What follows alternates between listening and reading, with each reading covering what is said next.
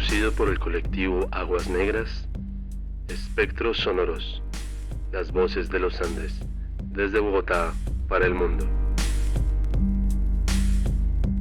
Es que los colombianos estamos hablando de un tema, seguimos hablando del otro, cruzamos por otro, volvemos por otro, seguimos por aquí, y entonces América y Cali, pero no jodas que América iba a perder. Lo que pasa es que si hubieran alineado al pibe hubiera sido mejor, porque lo que pasa es que en América, no jodas que en América, pero si en América es de los Rodríguez, hermano, y los Rodríguez dijeron que no, y uno después dice, ¿de qué estábamos hablando?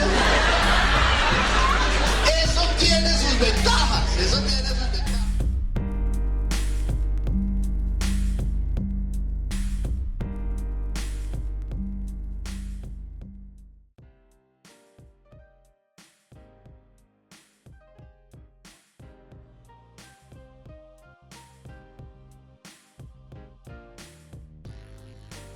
Para mí es un gran placer recibirlos en este programa que se llama Espectros Sonoros, las voces de los Andes. El día de hoy estaremos tratando un tema muy importante, reflexionando, cuestionando y criticando ciertas acciones e ideales que nos cuestionan como sociedad y como jóvenes también en un mundo que se nos presenta y que cada día tenemos nuevas acciones y nuevas noticias. Hoy me encuentro con Vanessa Caicedo, quien estará conmigo con sus comentarios, con sus opiniones y también interviniendo en las cápsulas. Sin nada más, saludemos a Vanessa. Buenas tardes a nuestros espectros escuchas. Agradecerles por su fiel sintonía. Hoy con un tema profundo que nace desde nuestras familias, nuestras casas. Entonces, nada, invitarlos a que se peguen a la silla, a que nos escuchen hoy, porque el tema está muy interesante. Y es tan interesante que en nuestras conversaciones como amigos hemos profundizado en estos temas, en estos conceptos, y como el título de nuestro programa dice, el programa es hablar sobre el concepto del supremacismo y el victimismo como un dogma. Y es algo que estamos viendo en redes sociales, por televisión, y que también de otra manera nos cuestionan muchos ideales. Para dar una introducción de nuestro tema, contaremos con Braulio Ramón, que pues precisamente es el tema que él nos propone, porque también nos hace reflexionar, nos hace cuestionar y nos hace pensar para qué estamos acá y cuáles son nuestros ideales. Sin nada más, pongamos a Braulio para que él nos pueda contar desde sus intereses, desde sus expectativas y nos dé una generalidad de lo que significa el supremacismo y el victimismo como dogma. Y obviamente unos ejemplos que nos pondrá. Porque las aguas negras son los últimos suspiros de la nevera descompuesta. Grabo esta cápsula previo al caer de la noche, por lo que le deseo a todos los espectroescuchas una bonita tarde. Un abrazo para los colegas en cabina. Mi nombre es Braulio Ramón. Pantera inicia su canción Domination diciendo: agonía es el precio que pagas al final. La dominación te consume y entonces te llama amigo. Es una caída retorcida, los lazos son como acero y manipulan la voluntad de ser. Es difícil verlo. No existe victimario más venenoso y cruel que aquel que se presenta como víctima, más si lo hace sutilmente. Su relato de víctima está convencido de que justifica y legitima sus abusos a otros. Además, al sentirse superior se considera con derecho y autoridad para ello. ¿Cómo es posible, siendo superior, sentirse víctima de alguien supuestamente inferior? A través de malabarismos mentales, autoengaños y muchas verdades a medias. El resultado de todo aquello, aunque ilógico, es tomado por dogma, verdad absoluta e incuestionable. Me intriga ese relato interno que elucubran este tipo de individuos para poder vivir en semejante mentira asumiéndola como real. Claro, por ejemplo, estar totalmente convencido, realmente convencido, de ser el único y verdadero pueblo de Dios. Debe llenar no solo de sentimientos al ser, sino de razones la existencia misma. De ahí tanta voluntad, porque tienen convencimiento absoluto, dogmático. El Todopoderoso a ellos, aunque no lo nombran, todo les permite, pero solo a ellos, por ser ellos. Es entendible que no quieran renunciar a eso, les masajea profundamente el ego. Se sienten tan especiales, tan con derecho a todo, tan víctimas, merecedores pues de una justicia especial. autoindulgentes y ególatras, llenos de soberbia por esas profecías que se les cumplen, porque ellos empujan todo para que así sea, pues son su justificación. Esas profecías autocumplidas les permiten seguir rodando la rueda del dominio que conducen a su antojo. Gracias a su estatus de víctima eterna, son un victimario imparable, genocidas impunes. Pero no hace falta un dogma divino, tampoco que se dé en grupo. El supremacismo victimista no es tan raro o grotesco siempre, suele ser sutil y progresivo. Una vez autoengañada e insensibilizada, cualquier persona se puede entregar a ello. Le resultará así fácil encontrar en ese comportamiento no solo un modus operandi eficaz, también un leitmotiv suficiente: el deseo constante y nunca saciado de sentirse en control de lo externo. Siempre víctimas de las circunstancias, de lo cotidiano, de lo inevitable. Jamás son responsables de sus actos, siempre señalan hacia afuera para las culpas y a sí mismos para las compensaciones, para la justicia. Justicia que no existe. Es la distorsión perversa de quien se presenta como maltratado y merecedor de ayuda para sacar máximo provecho de los demás, obteniendo control poco a poco, manipulando constantemente, dominando lentamente, reforzando siempre su rol de víctima con pequeños lamentos diarios, señalando perpetuamente cómo todo es más difícil para ellos y creyéndoselo para poder convencer a los demás. Máximo cinismo, suprema egolatría y por supuesto para con los demás ni la menor muestra de verdadera empatía. Un comportamiento particularmente dañino por su nivel de engaño. ¿Resultado para ellos mismos? Abyección y ostracismo, pues, aunque menosprecian a los demás, son incapaces de ser sin ellos, y nadie los soporta tras evidenciar sus máscaras. Solo se puede llegar a gobernar o controlar lo interno, pero estos sujetos decidieron no hacerlo para vivir fantasías en negación, lo que les hace esclavos de aquello que sí podrían controlar, sus deseos. Son el epítome de la esclavitud, voluntariamente entregados, libremente enceguecidos y ampliamente acobardados, completamente ebrios de deseo, creyéndose en control, pero siendo controlados por lo peor de sí mismos, nocivos, lesivos, a veces lascivos. Conscientes o no, ser así ha sido su decisión, no la consecuencia inexorable de una cierta circunstancia. Síganos escuchando aquí, en Espectros Sonoros, las voces de los Andes. Saludos. Muchas gracias, Braulio, por tu aporte, por tu cápsula. Y bueno, es una cápsula muy amplia en que nos deja pensar en muchos temas y muchos conceptos y también muchas acciones, ¿no? Yo quiero como iniciar la conversación un poco refiriéndonos desde acá, desde Bogotá, desde Colombia, a también muchas teorías políticas y muchos ideales políticos en que hay corrientes de personas que también consideran precisamente que son víctimas de muchos sistemas políticos y de gobierno, ¿no? Y que pues precisamente lo que tú hablas, ¿no? La narrativa, como una narrativa se vuelve muy importante para argumentar, para solidificar una persona y obviamente en un futuro poder ganar un cargo público, en este caso un cargo administrativo como no sé, una presidencia, ¿no? Porque precisamente es eso, ¿no? En Colombia hemos visto muchas personas que han llegado a ser presidentes porque fueron víctimas de conflictos armados, ¿no? Sea el ideal político que sea, pero hemos visto que llegan personas a ser presidentes porque les mataron a un papá, porque fueron víctimas de conflicto armado. Es el motivo por el cual fueron víctimas y por el cual se llenan de orgullo como de valor para actuar, para hacer, ¿no?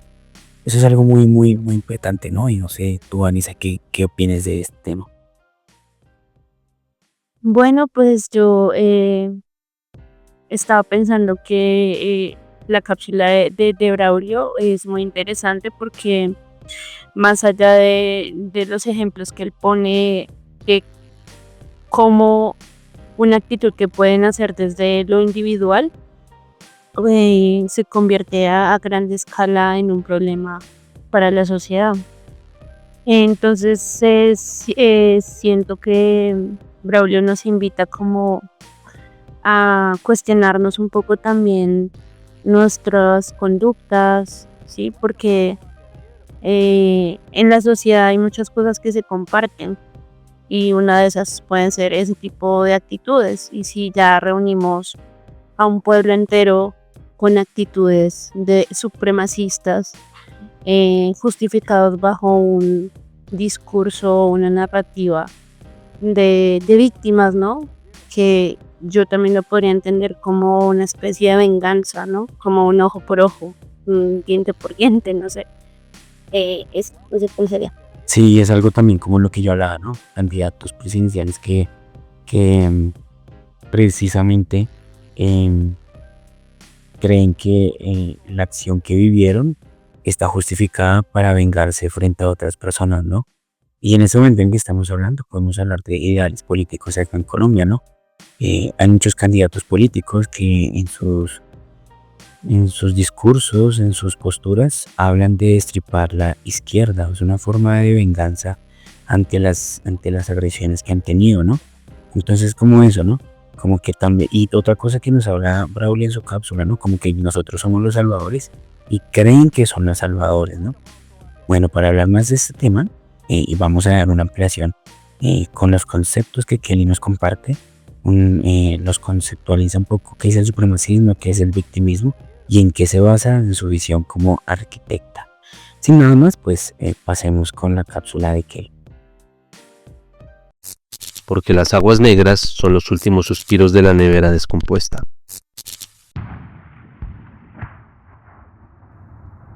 Hola, hola, yo soy Kelly Tanco desde La Plata, Argentina. Hoy con nuestro tema del supremacismo y victimismo como dogma, las narrativas sociales y culturales. La supremacía, si bien sabemos, es la creencia de un grupo que se cree superior a los demás. Se manifiesta desde la discriminación hasta la violencia.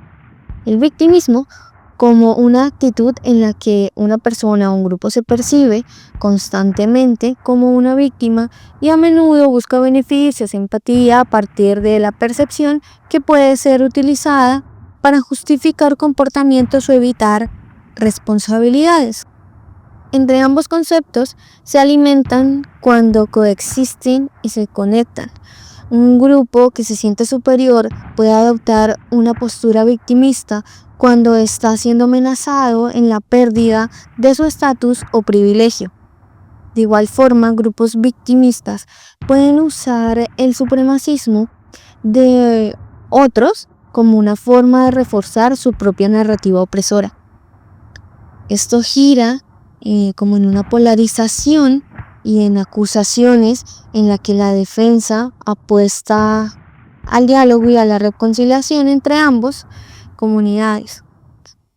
Desde la parte política del arte, dentro de la arquitectura, yo lo puedo ver de la siguiente.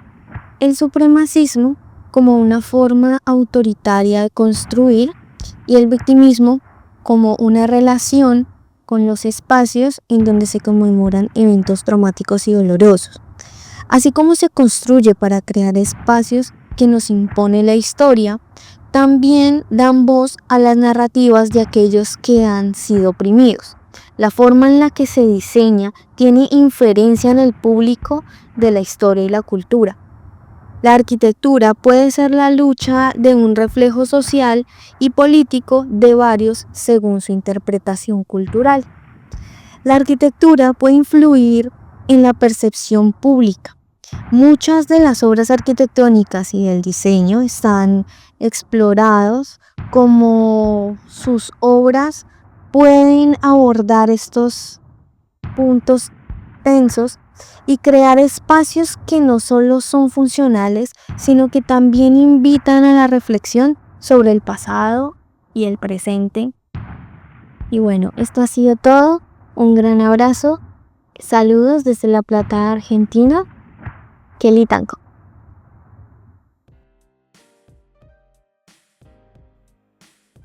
Bueno, muchas gracias Kelly por tu cápsula, por tu aporte.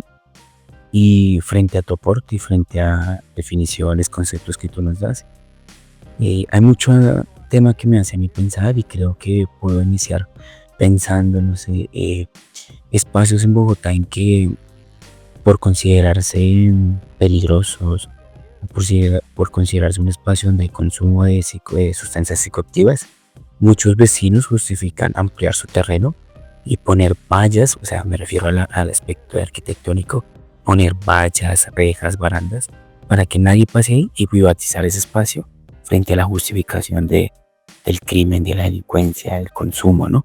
Entonces es eso, ¿no? Como que son las víctimas, pero frente al flagelo que sufrió, esa es una justificación para privatizar un espacio. También en lo personal me hace pensar, no sé, una persona que en el conflicto armado que porque considera, no sé, que algún grupo paramilitar, un grupo de las FARC, le secuestró o le asesinó o desapareció a algún familiar, cree que es justificable pasar por encima de personas que también comparten los ideales de ese grupo. Y no más allá, pues recordemos que como colombianos también, más de los que somos más viejitos o los que nos gusta hablar sobre historia, un tema muy interesante, ¿no? Recordemos cuando el coronel Plazas Vega en la toma y retoma del Palacio de Justicia, que muchos hoy en día lo llaman como genocidio, tiene su frase, ¿no? Como, ¿y usted qué va a hacer? El coronel Plazas Vega, y él dice, pues, salvar la democracia, maestro. La decisión que hay en este momento de parte de las fuerzas regulares, ¿cuál es? Mantener la democracia, maestro.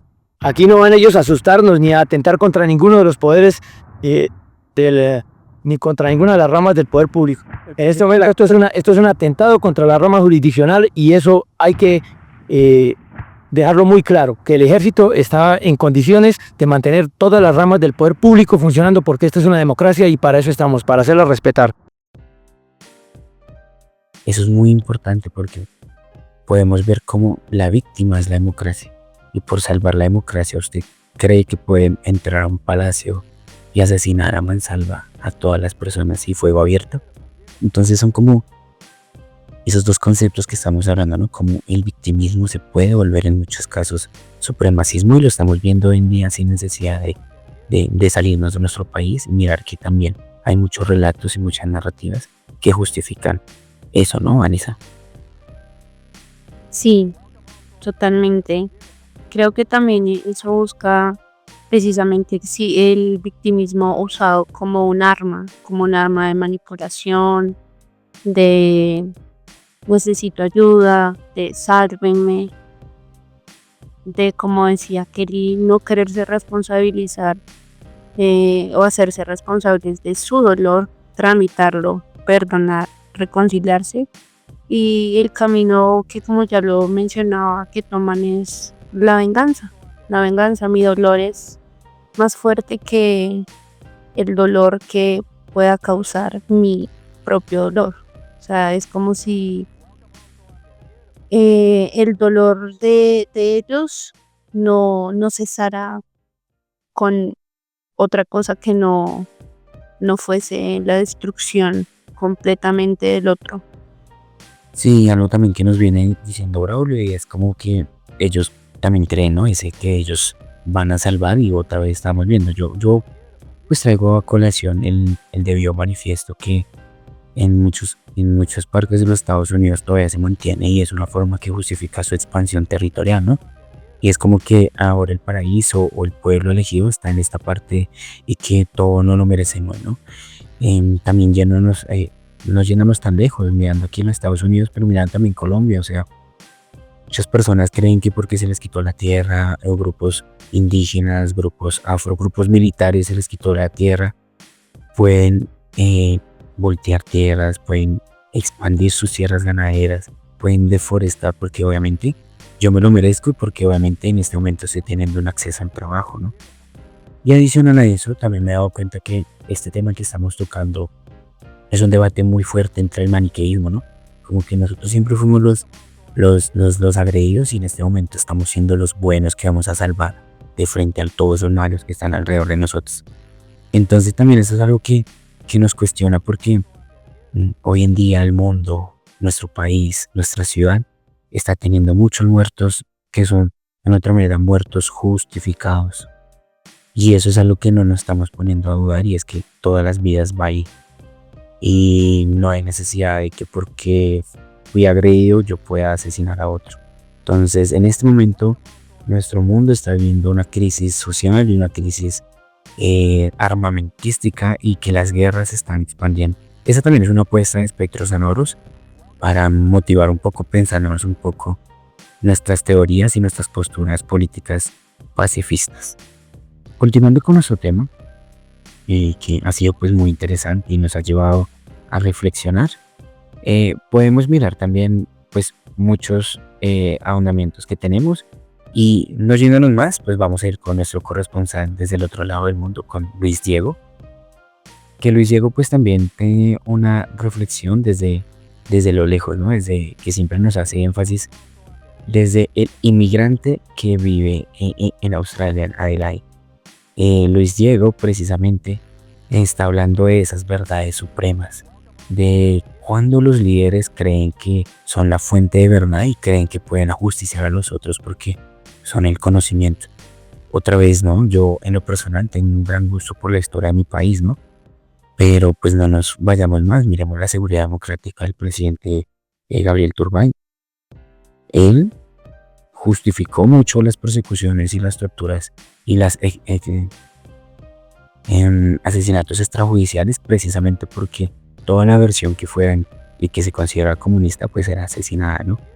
Entonces lo hemos visto, ¿no? Ahorita también un libro de, no sé, un libro muy común y que se ha vuelto muy famoso de chuzadas del ahorita senador Martínez, y precisamente nos cuenta eso, ¿no? Como la fuente de verdad es el gobierno y aquel que se piensa diferente pues es estigmatizado, ¿sí? Y esto también se puede ver como desde el supremacismo y del victimismo se ha tratado.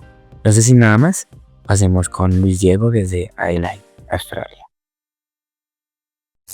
Porque las aguas negras son los últimos suspiros de la nevera descompuesta. Buenos días, buenas tardes, buenas noches a todos nuestros oyentes y a mis compañeros en cabina. Yo soy Luis Diego, un inmigrante de Australia, y hoy quisiera compartirles una idea alrededor del supremacismo y sus lecturas en el mundo moderno. Todos los grupos, ya sean étnicos, culturales, nacionales, políticos, religiosos, etc., creen firmemente sus ideales, hasta tal punto que inmolarse o matar es un medio para constatar que sus verdades son supremas y un fin en sí mismas.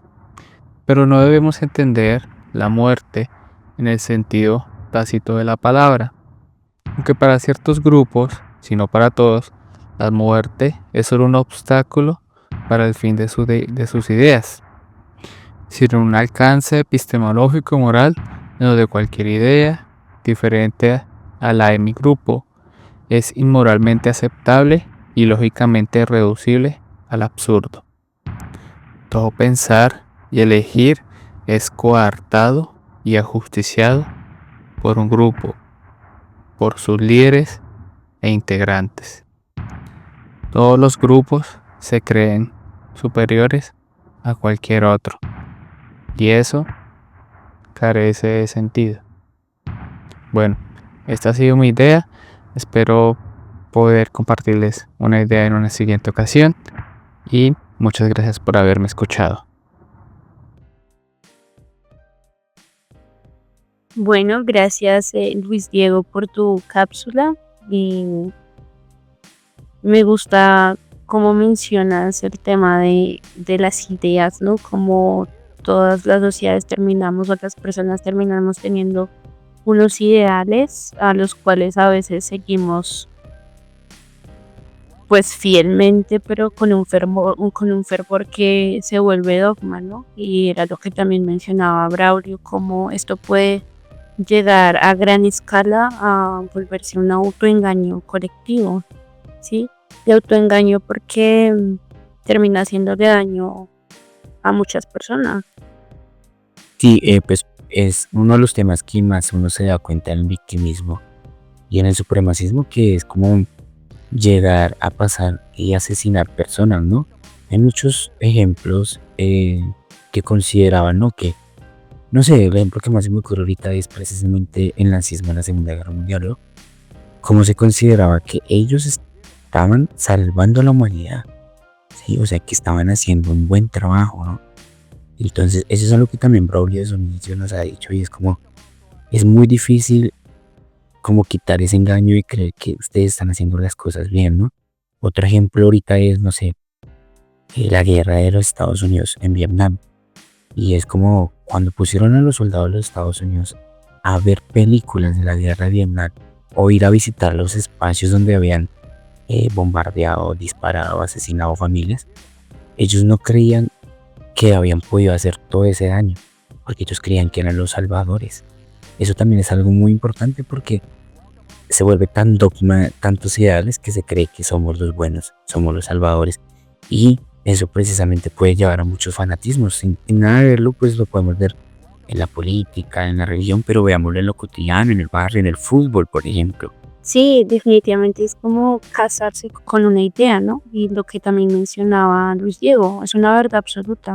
Te casas con ella y te vas con ella hasta la muerte. Así esa idea o ese ideal o hasta, bueno, cuando ya es muy gigante el supremacismo, pues y hay normas, hay reglas, hay libros que te dicen cómo ejercerlo, ¿no? Y claro, para perpetuar eso, pues nada mejor que un discurso donde te digan que has sufrido muchísimo y que necesitas a toda costa nunca más volver a sentirte así, humillado, por debajeado, despreciado.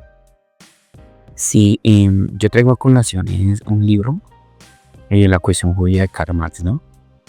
Al traer a colación este tema y este libro, pues digamos que nos cuestiona como colectivo y como espectros sonoros, porque de una otra manera es un referente muy fuerte a los jóvenes, Karl Marx con su manifiesto comunista y con el Capital, pero Karl Marx también ha tenido textos donde justifica precisamente pasar por encima de una raza que en este caso fueron los judíos, porque en la cuestión judía él precisamente narra y dice, oigan, es que los alemanes estamos perdiendo los beneficios y los nuevos burgueses están siendo los judíos. Los trabajadores de mano de obra se están volviendo los alemanes y los que están llevándose la riqueza están siendo los judíos. Y esa era una justificación para precisamente ir por encima y acabar con una religión y toda cultura que precisamente era el pueblo judío, ¿no? Entonces, ¿cómo hay libros que justifican eso? Otro ejemplo pues puede ser Mi lucha de Hitler, ¿no? Adolf Hitler, cuando precisamente también justifica cómo pasar por encima de una raza y de toda una cultura, ¿no? Para continuar con este tema, pues vamos a ver precisamente el énfasis de Gaza a Israel con el comentario de Nano. Para este programa, Nano decidió enviar su cápsula y aportar todas sus opiniones y reflexiones. Sin nada más, saludemos a Nano. Porque las aguas negras son los últimos suspiros de la nevera descompuesta. Bueno, un saludo a los compañeros en cabina y a quienes nos escuchan, claramente agradecer su sintonía. Con el tema de hoy, victimismo versus supremacismo, yo lo he pensado desde el tema del archivo, del registro, de los elementos que escogemos del pasado para dar una interpretación precisamente del pasado. ¿Por qué? Porque siento que cada vez son mucho más diversos y tecnificados, tanto los medios como las tecnologías. Y eso, irremediablemente para bien o para mal, se ha utilizado en las luchas de tipo histórico, contra el colonialismo, la explotación, la segregación, muy importantes. Pero asimismo parece ser como la excusa en algunos casos para exigir la destrucción del otro. Y no me refiero solamente en el caso de Gaza, que claramente es como el momento que actualmente tiene conmocionado a gran parte del mundo, sino que internamente lo sufrimos con el tema de las víctimas, cuando en algunos casos, muy pocos, pero en algunos casos con mucha fuerza, han exigido que debido a su dolor y a su trato inhumano, trato inhumano que sufrieron, ellos se sienten casi que justificados a ejercer esos mismos actos, a ejercer esas mismas prácticas. Y ahí es donde uno dice, ¿hasta dónde llega esta exigencia de la víctima? ¿Hasta dónde se justifica? Porque claramente no justifica. Un asesinato no justifica a otro, creo yo. Pero así mismo hasta dónde llega la culpa colectiva o histórica. Yo hasta qué punto soy culpable de lo que hicieron mis antepasados.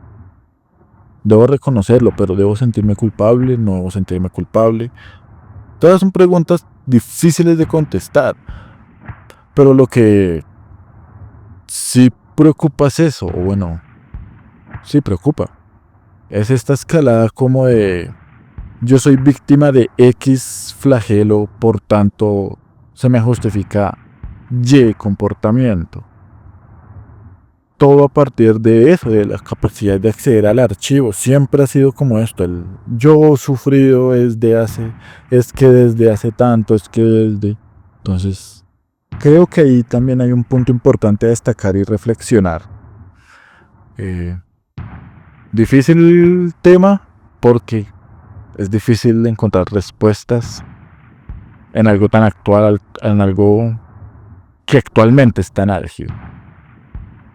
Pero definitivamente muy interesante poder llevar estas reflexiones. Entonces, un saludo a los compañeros y a quienes nos escuchan.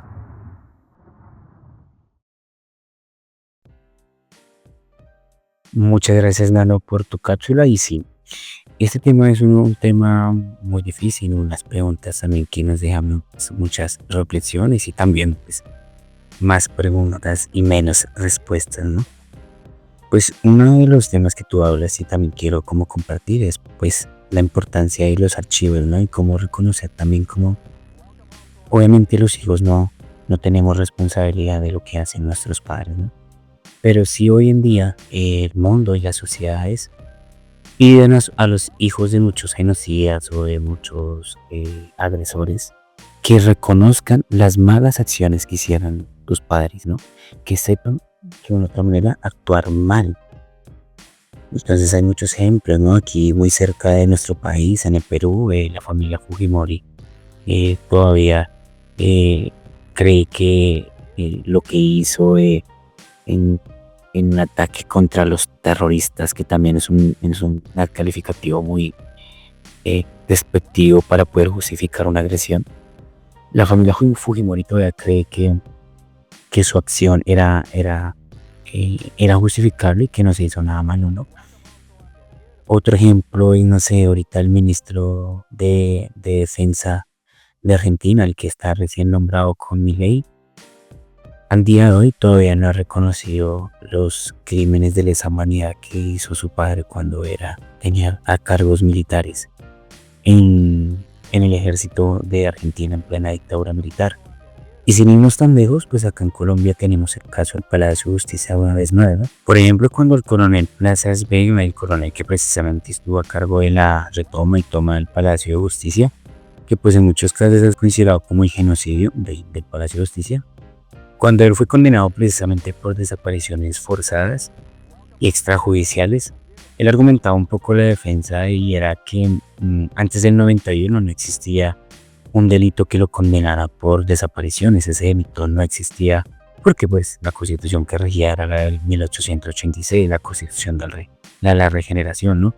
Entonces, el tema que nos hablan hoy de los archivos y cómo los archivos nos pueden comentar y contar y dejar un pasado de ese victimismo, ese supremacismo de muchas culturas, de muchas comunidades, es algo que nos hace ver en los delitos del coronel Plazas Vega, ¿no?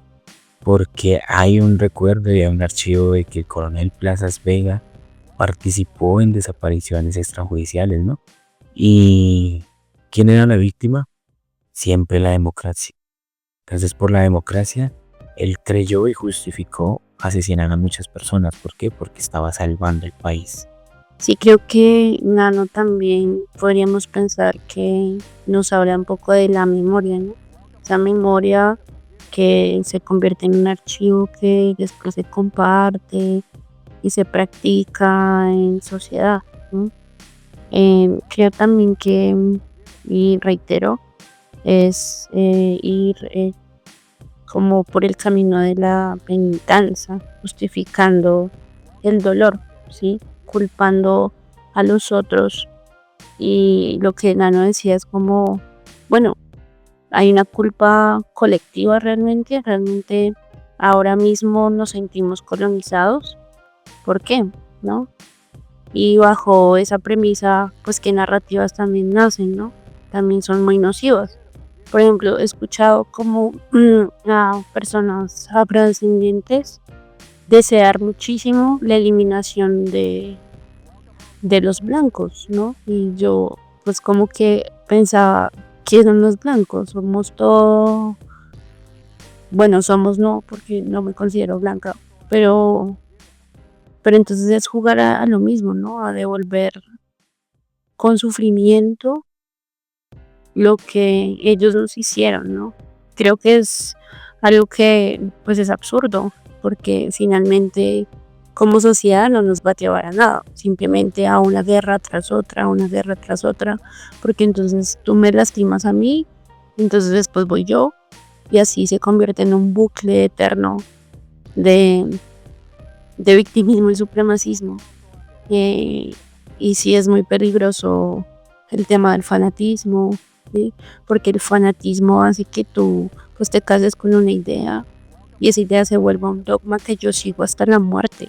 O sea, me entrego mi fe, mis creencias, todo mi ser a, a esa idea, ¿no? Que a veces de pronto no es ni tan cierta y nos hace daño. Sí, no, es algo muy, muy importante lo que tú hablas de la narrativa, ¿no? Como precisamente esas narrativas hacen creer que alguien es el salvador. Y como lo dice Nietzsche, ¿no? O sea, eso puede ser un eterno retorno. Y un eterno retorno que se repite como los sentimentalismos de venganza y el diente por diente, que porque a mí me hicieron también puedo hacer. Y estoy justificando mi acción, ¿no? Y como ya lo hemos visto, acá en Bogotá se repite muchas veces por una agresión, ¿no?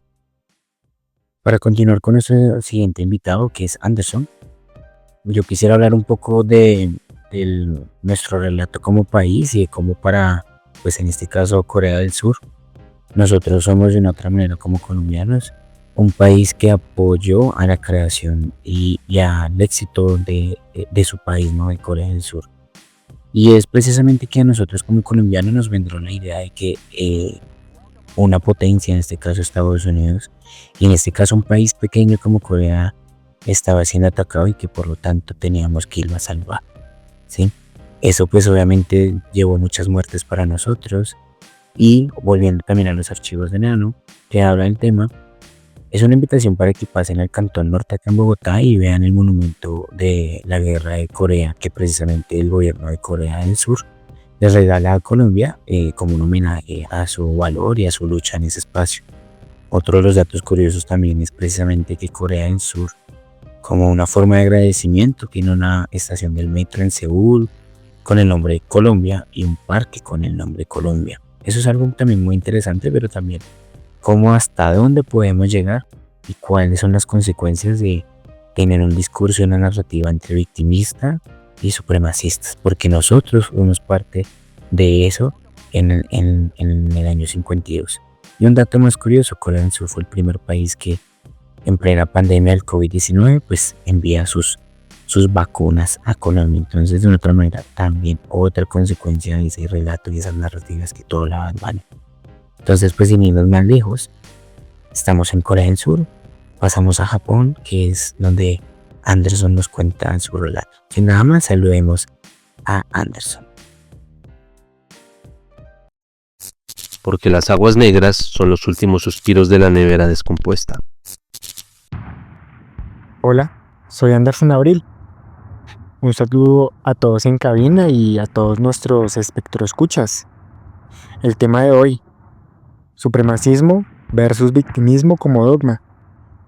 Y yo quiero hablarles de algo muy curioso y es cómo a veces el supremacismo se disfraza de victimismo y entre ellos se alimentan mutuamente. Voy a contarles un dato curioso sobre Japón, algo de la historia de Japón que casi no se escucha, en donde ocurre esto, en donde el victimismo se disfraza de supremacismo, o el supremacismo se disfraza del victimismo.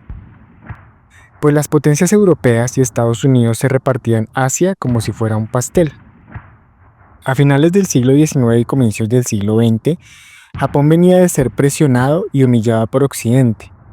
Le habían obligado a abrir sus puertos, a firmar tratados desiguales y lo miraban como un país menor, exótico pero inferior.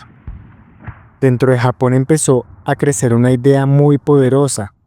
Decían, somos un pueblo refinado con una cultura milenaria, pero nos tratan como si valiéramos nada. Es decir, Japón se veía a sí mismo como el pobrecito genial de Asia. el más brillante del salón, pero sentado en la última fila, ignorado por los demás y subestimado. Ese sentimiento tenía una parte real. Sí hubo humillaciones y abusos, pero poco a poco dejó de ser solo un hecho histórico y se volvió casi una identidad. Somos víctimas de un mundo injusto que no reconoce nuestra grandeza, decían. Ahí aparece el victimismo como relato. Todo lo malo viene de afuera, todo lo que duele es culpa de los otros. Y aquí viene el giro interesante. Mientras Japón se repetía a sí mismo, nos tratan como inferiores, empezó a construir la idea contraria hacia adentro.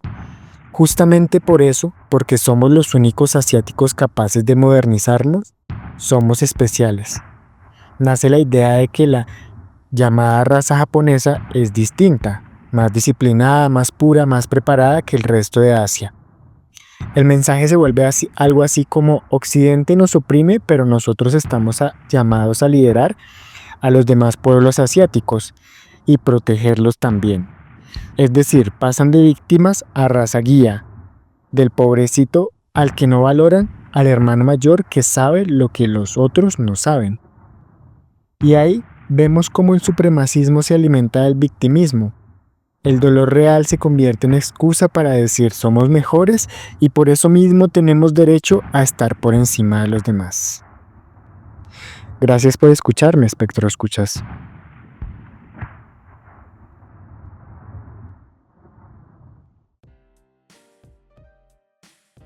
Gracias, Anderson, por tu cápsula.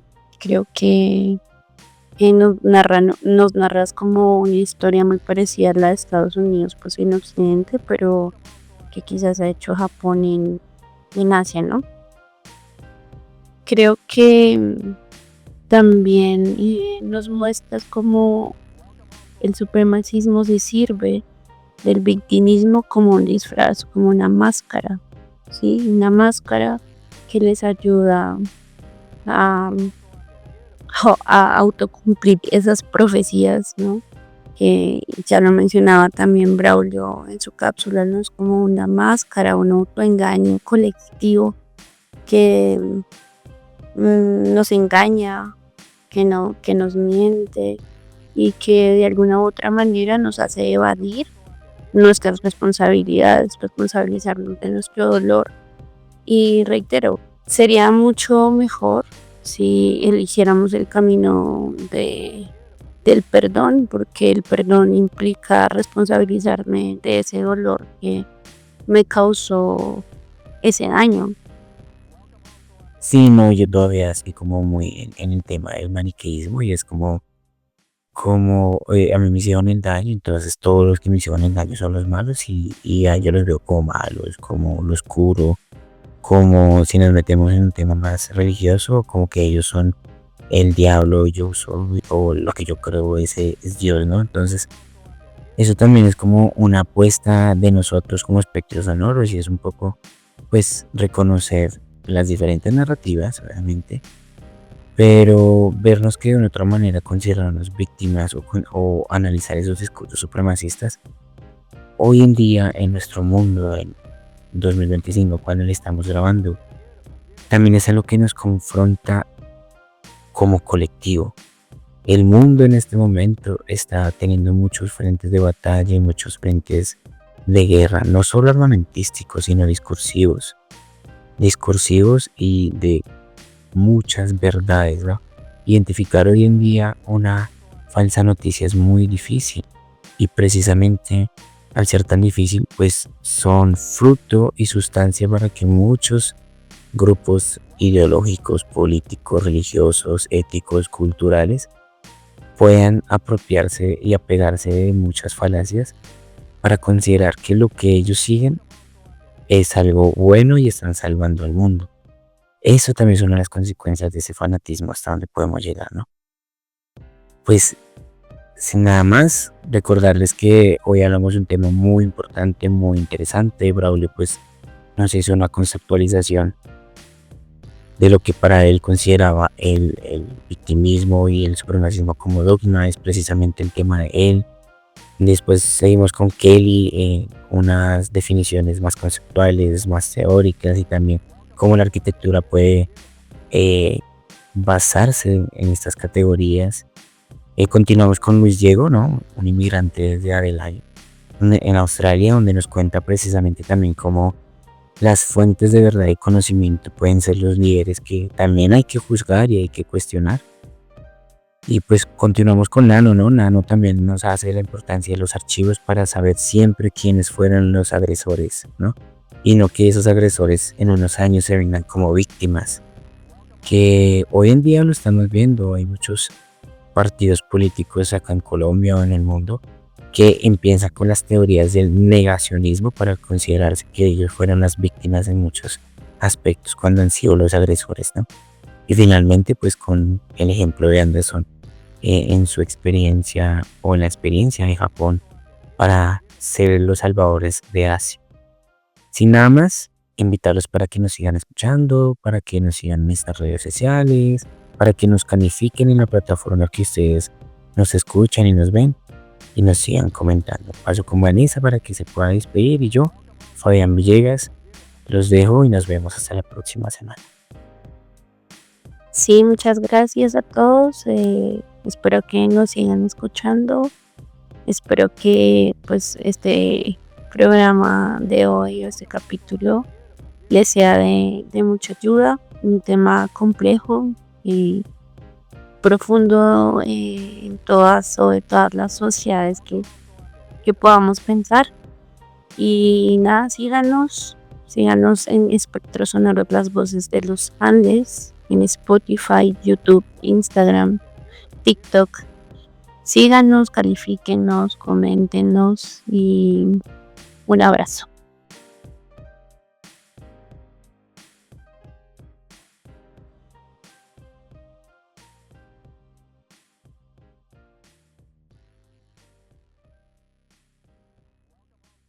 Desde la cima de las palabras y el eco de las montañas, estos espectros sonoros, las voces de los Andes, un viaje por la literatura que atraviesa edades, territorios y sensibilidades. Una producción del colectivo Aguas Negras. Nunca fuimos mapas, manifiesto de las aguas olvidadas. Existe en Bogotá un camino que no está en mapas, camino que lleva el aliento de la ciudad, una cicatriz que sangra por sus memorias, un río que nadie ve y que guarda la verdad.